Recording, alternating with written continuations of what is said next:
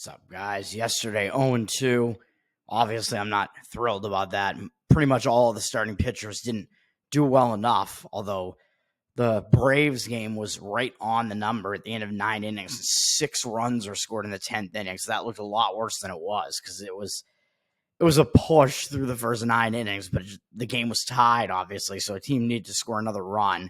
So it was guaranteed to go over at that point. That was a lower scoring game for a bit, and so was the other game, the San Francisco game, which, what can you even say about that? More late runs come home. We lose the over there. We'll move on to today. I got 2 sides today that are both market reads, and I do agree with them. I don't want to really spend that much time on this. I will say Cubs, Pittsburgh. I mean, this is Kyle Hendricks against Paul Skeens. That looks like a huge mismatch, obviously, pitching-wise, in the favor of Paul Skeens. I can't do it. The market looks like it's against it, dropping Pittsburgh from minus 180 all the way down to minus 159. They are public because everybody loves Skeens at this point. 86% of the tickets, but 91% of the cash. So I think the days are gone where we're getting value on Skeens, and I think we might not be getting any more value against them to the point where there might be value, or we might not be getting any value on him anymore to the point where we might be getting value against him now. But, I mean, obviously I'm not going to play the Cubs with Kyle Hendricks, who's the way worse pitcher. Skeens, though, I mean, he's a guy who throws really hard, and it's his rookie season. Towards the end of the season, you can see those pitchers get a little bit tired out. I mean, he's pitching a little bit less well than he was throughout most of the season. He's still pitching well, but not as well. So I think he is tiring a little bit. So I'm scared off of that one a little bit. Unfortunately, I was right on the Mets versus Arizona last night, by the way, with Arizona being in a bad spot last night. However, Eduardo Rodriguez did not wind up starting the game. He got moved to today, and Brandon Pfaadt started that game. And he had good numbers against the Mets, so that was something that I was not going to fade Pfaadt. He has pretty good numbers, but he did poorly in the game last night, and Manaea did well. So that situational spot really loomed large there. But even with the pitching change, obviously I wasn't going to play it. I thought that made it a little bit less of a good play on the Mets, if anything, but it wound up getting there anyway. I will mention also today real quick, Atlanta, Minnesota on the surface looks like it would be a nice underplay with Chris Sale against David Festa, or at least on the surface to like a professional bettor, because you have Chris Sale, who's a really dominant pitcher still, even though he's older now. He's still having a great season up against Festa, who has not been seen before by Atlanta, even though he has been struggling a bit. I don't think he's that bad, and he does have that unfamiliarity, that unfamiliarity aspect going for him where Atlanta's never seen him before. But Chris Sale has really bad numbers against Minnesota in his career. They hit over 300 against them, so it's not something that I'm going to get involved in. Basically, that matchup just doesn't look great for it. The market does look indicating a little bit on the under there, as it's gone from 7.5 down to 7.5 juice to the under. 82% of the tickets and only 73% of the cash on the over. So highly public over, of course, with 2 teams that can hit. And they scored a lot last night, unfortunately, and in the game before that as well. The last night cost me that game, obviously. Cost me the under. But I'm just not going to get involved. Let's get to these 2 sides, man. Let's do it. First side up is going to be to play on the Houston Astros, and they're up against Philadelphia, I believe, right? I just lost it on the board here. Where am I even looking? Should be in the interleague section, yeah. So this line is flipped from Houston plus 110 up to minus 109. So Houston is flipped to the favorite. 62% of the tickets are on Houston. So the public does like Houston, even though you'd think the public would be a little bit more evenly split between teams that they know are good. Both Houston and Philly are good. They both can score, so the public likes that too. I think maybe it's just looking at who the pitchers are, but I think we're getting a misleading stat line on Spencer Arrighetti, which is why I like this. I think we're getting value on his side because his stats on the season are a lot worse than what he's been doing recently. So that's why I'm playing Houston here that's one reason why. It's just odd. Like if the public is just looking at these pitchers' ERAs, it seems like they would not be that heavily public or that heavily on one side or the other. But I guess that is the case. 62% of the tickets on Houston, but 80% of the cash on Houston, with the line having flipped Houston to the favorite. So it does look like there is actual money coming in on the Houston side. You can get them at like minus 108 right now.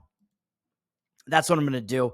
Philadelphia, I think they're in a bad spot. They've already won the series. They took both games so far, including shutting out Houston. And in the first game, they were returning home, and they still beat Houston. And then yesterday, they shut them out. And look at their schedule, man. So now they've won both games against the Astros. They're on the verge of the sweep, which situationally, I think that makes the team that's on the verge of the sweep, like Philly is here, makes them get a little bit complacent, I think, because, hey, we already beat this team twice. Whereas for Houston, I think it motivates them a little bit to try to avoid the sweep. And Houston, certainly not a bad team, obviously. They've been playing well since, like, their bad start to the season. They've had the best record in baseball from, like, I think mid-May onward, pretty much. And they're in first place. Both of these teams are in first place in their divisions, but Houston has a less comfortable lead in their division, only 3.5 above Seattle, whereas Philadelphia's is much more than that over the Braves at 6, although it is still the Braves. But speaking of the Braves, who does Philadelphia start a series against tomorrow? Oh, yeah, the Atlanta Braves.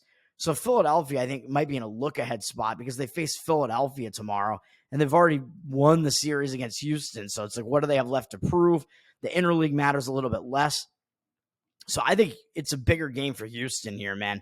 Houston's going to bounce back. Philadelphia could be distracted, looking ahead to Atlanta a little bit. Houston's in the bounce back spot after getting shut out yesterday by Nola, who outpitched Verlander, did really well. Both teams only used 2 relief pitchers, so the bullpen situation is really just, it's not something that's going to factor into this handicap, really, even though you could dig into which bullpen is better and whatever, but it's not going to keep me off of playing the full game here. I usually only do that if one of the bullpens is like way more taxed than the other. And then we look at the starting pitching matchup here. Spencer Arrighetti, as I mentioned, is pitching for Houston. He's got a 4.94 ERA and 1.41 whip, which looks really bad, but his ERA was 5.58 at the end of July. So he's been doing something right since then. And yeah, he definitely has. In the month of August, he's put up a 36-6 strikeout walk ratio and 24 2/3. So he's been racking up strikeouts, not walking a lot of guys, and he's only allowed 7 runs and 17 hits for a 2.55 ERA over 4 starts in the month of August. And they weren't all against easy offenses either. He faced weak offenses at home in Tampa and the White Sox. And then he faced Boston and Baltimore on the road and did well in both of those. Gave up 2 runs against Boston in a pretty hitter-friendly park in Fenway and struck out 13 in that game in 7 innings. Only allowed 2 hits. Total domination, really. And then against Baltimore, he shut them out for 6 innings and struck out 6. Only allowing 3 hits in that one. So he stepped up against these good teams. And he may continue to do so here, man. He is really in good form as of late, and I'm not really too worried about him in a letdown after the big pitching performance over Baltimore, because I think he's just going to continue to be decently consistent, I would have to say. And he is facing another good offense here, so he could be focused for this one up against Philadelphia. And the clincher here really is that Philadelphia has never seen Arrighetti before. So he's a guy who has good stuff pretty clearly. If he's striking out guys at this rate at the major league level, he can fool hitters, and Philadelphia hasn't seen him before. So as I always say, it's a little bit of an advantage to the pitcher because the hitters have to adjust. They have to figure that pitcher out. So I think it's going to be an advantage to Arrighetti, and I think he is clearly the better of the 2 starting pitchers here up against Taijuan Walker, who I should have gone against in his last start, I think, because that was not a very good performance against Washington, against Kansas City. It was even worse than the Washington one. He's been struggling this season, man. 6.26 ERA, 1.58 whip. As I said, I mentioned him in his previous game, and I should have gone against him, against Walker in that one. Taijuan Walker just hasn't been getting it done, man. His ERA is really high. His whip is way too high. He's allowing too many runs, putting way too many men on base. 53-28 strikeout walk ratio and 74 hits allowed and 64 2/3 innings pitched and 17 home runs allowed. He is not getting the job done. That's too many hits, too many walks, not a good strikeout rate, not a good strikeout walk ratio, and the amount of home runs is obscene. 17 and 64 2/3. That's just awful. He's been getting lit up, man. In the month of August, over those 3 starts, it hasn't been better. He's gone 4 2/3 or fewer in all 3 starts, only going 11 2/3 across 3 starts with a 10-7 strikeout walk ratio.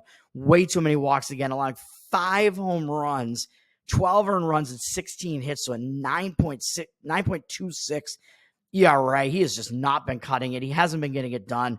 And Houston has a decent sample size against him, and they've done decently off him. Their numbers aren't spectacular against him, but he's not a very good pitcher, and Houston hits him all right, and they've seen him before. So they're 17 for 62 off him with 3 doubles, a home run, 3 RBIs, 4-9 strikeout walk ratio, though that is not good at all. Again, way too many walks.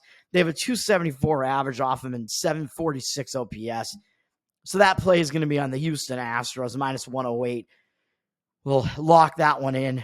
And then the other play I'm going to be on is this line looks to be moving a lot. We're going to fade the LA Dodgers, and I think this is another good pitching matchup. We will go full game on this, although I don't blame you if you want to go first 5 inning on this, because I do think the Dodgers probably have the better bullpen than Baltimore. Baltimore used one more relief pitcher than LA did last night, so there may be a slight advantage to LA in the bullpen scenario, but I think this is a really strong edge in the starting pitching matchup to Baltimore. And I'm looking at the full game market here, and it just is indicating on Baltimore to me. So that's where I'm going with this one. There's a cash discrepancy. There looks to be legitimate movement moving the line towards Baltimore. So that's where I'm going with this. And again, you can play first 5 innings, you lay like minus 106 on Baltimore, just go with the starting pitching matchup. I don't mind that either, but you could also just take the full game Baltimore at plus 100 on the money line right now. So we could do that. LA is down from minus 130 to minus 105 with 53% of the tickets on Baltimore, because I think the public does recognize that there is a starting pitching edge to Baltimore here. So they're coming in slightly on Baltimore, even though both of these teams are good. Tickets are close to evenly split, which kind of makes sense in a game between two good teams like this. 62% of the cash, however, is on Baltimore. So Baltimore has more of the cash. It looks like the line has moved pretty significantly, dropping LA pretty much out of the favorite role. And it looks like it might basically flip to Baltimore being the favorite. So in both games, the team that I'm on has essentially flipped to a road favorite. So I like this. We look at last night. Baltimore did win last night. And like I said, they used more relief pitchers. It was a close one-run game. Baltimore did use some of their better relievers. So that does worry me a little bit. They used 4 relief pitchers, whereas the Dodgers only used 3. But each team used some relievers in that one. So it's not going to really keep me off of the full game here. I think we should still be all right, I hope. But like I said, if you want to play first 5 inning, that's fine too. I am a little bit concerned because Baltimore did use some of their best relief pitchers last night, but they have their best starter going tonight, Corbin Burns, 3.28 ERA, 1.13 WHIP on the season, 146 to 40 strikeout walk ratio, only 140 hits allowed, and 159 a third innings pitched. So he's thrown a lot of innings. He's thrown a lot of pitches this season.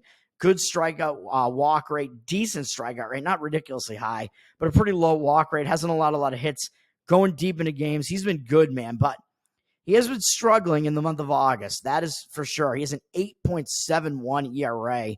18 to 7 strikeout walk ratio isn't that horrific, but he's also allowed 29 hits and somehow 20 earned runs in 20 and 2/3 innings. But he did face Cleveland, Boston, and Houston, so not really the easiest offenses to face. So he's faced a bunch of pretty difficult offenses, although the Dodgers are certainly a good offense too, which we'll talk about in a minute. But I expect him to bounce back, man. He's not a rookie. He's a veteran at this point. He's used to pitching full seasons. I don't think he's in a situation where he's totally wearing out at the end of the season. And I don't think he's throwing so ridiculously hard that he's like lighting it up, because his strikeout rate isn't that high. So I don't think he's just totally gassed or whatever the case may be. So I actually think he's going to be in a bounce back spot here and be kind of pumped up for this after a couple of really bad starts in a row against Boston and Houston.